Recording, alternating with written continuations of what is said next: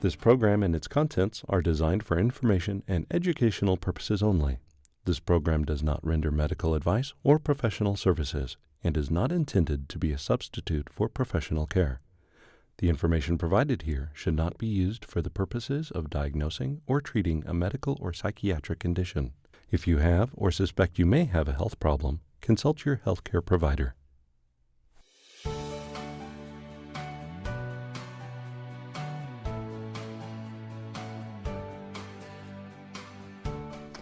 Hi, welcome to Positive Momentum TV. I'm Diane Silva, and today I have Melissa Minassian, author of Fly, a Portal Chronicle.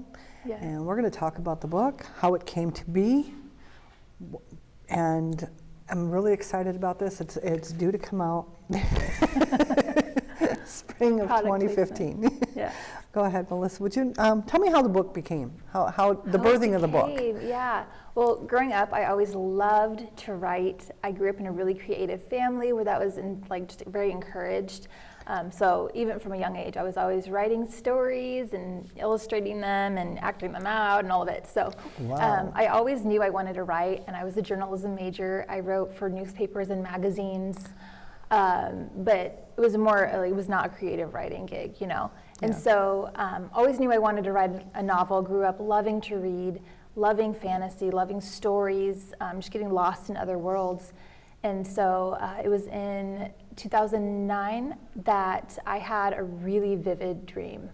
And that was where Fly kind of stemmed from. It wouldn't go away. It just nagged at me. And the more I thought about it, the more I knew this was my story. Oh, you're great. It's a faith-based book. Part of the purpose of it that I felt called to write it was because I was working with a youth organization, working with young ladies. And it was a faith-based organization, and they were learning about God and learning about the Bible. And things that I started realizing was that they were about to go to college, about to go into the big bad world, and they really didn't know about spiritual things, and they wanted to know more. And so I grew up learning a lot about angels and demons and just the spiritual world that we can't see. Wow. And so this book kind of delves into that a little bit with a really fun storyline of just our authority over all of that and just the warfare around us for good or evil that we just don't see. And so it has that spiritual spin to it, but a really fun story and a love story as well, all kind of wrapped in one. So you say it was a young adult book, but I have a feeling that it's not just going to appeal to young adults. Something more beautiful. I'm looking forward to reading the book. I did get the first chapter, and I was blown away. I love the characters. I don't want to say too much because I really, really want the book to speak for itself, because everybody takes something different away from everything we touch, you know. And just like, you know, the Harry Potters or other things, you know, I pick up the book and I get one thing out of it. You pick up the book, you get little nuggets of truth everywhere. Yes, and it helps us find. How would you say that this book helps people find who they are and maybe find their strengths or themselves throughout the book? How would you say it would do that? Well, the main character in the book is Sophie. She's a 16-year-old who finds out that she has these special gifts to see into the spiritual realm.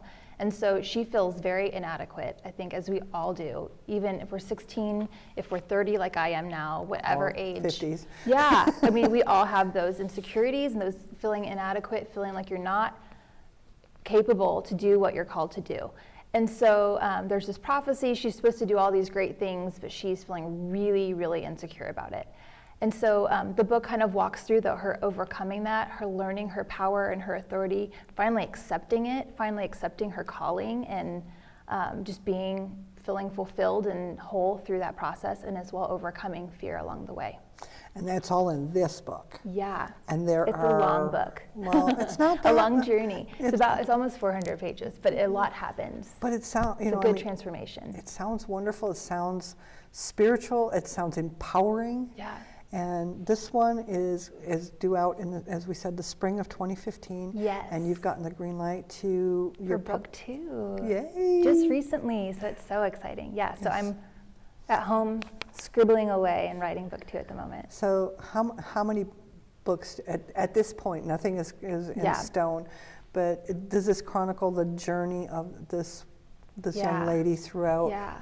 I wrote this book kind of uniquely because there's actually two main characters. So it comes from the point of view of Sophie, who's a 16-year-old, and then as well Everett Sinclair, which is her love interest, but he's also a 17-year-old dude. So we get like a dual perspective of their love story, but as well just their personal journey. Now, you had also mentioned that the book, it birthed out of a dream. Yeah.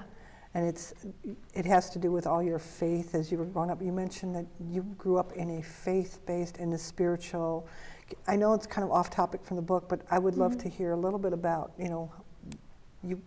your upbringing, because it does sound very intriguing and a great background for the book. Yeah.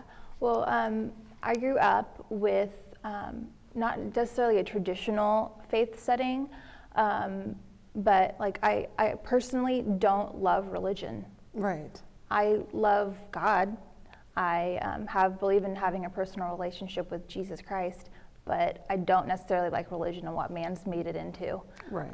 And so growing up, though, my dad is an ordained minister. We did travel a lot ministering.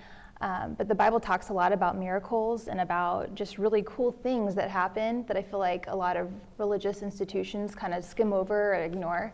And I believe in all of that, and I've experienced all of that. I've seen people be healed. I've seen and felt things that I know that two worlds were combining, in a sense, that the spiritual world was manifesting in the physical world.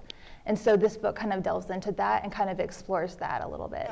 I think my goal was to kind of take God out of the box. I think we kind of put him in a box. And so I kind of asked him as I was writing this and felt called to do this, like, just show me who you are. Like, show me the truth about you. And I really feel like through experiences and just different things that have occurred that he's done that for me. So that is just, that's powerful. I just had an emotional response to what you said. And I think that's great because God is personal, really, from what you've said, from what I've read, this is very... It'll touch all ages. It doesn't just speak to just the youth. Yes, we're following a youthful character. Right. But the journey is and the universal. Message. Yeah, I believe so. So we all deal with fear. Yeah, we all deal with finding our true self. So absolutely. So, and you have a website can you let us know what the website is? And we'll put it on the bottom of the screen so you can go and check Melissa out and get more updates on the book. Yes, so I hope you all come and visit me at melissaminassian.org. I have a blog on there. I have photos, event information, book information, as well. We have some music stuff that will be soon on there. So there's a whole bunch of stuff in the works. So yeah. You are really expanding and what's the word I'm looking for? Kind of exploring more or less. Yes, it's nice. Not limiting myself. It's fun. I love that. I really do love the fact that you're not limiting yourself. And I hope if you take away anything else from this show, not limiting yourself, giving yourself permission to feel, giving yourself permission to be alive. That's what you're here for. Just to be. Yes, just to be. Thank you very much for watching. I'm Diane Silva with Melissa Minassian. Thank you. And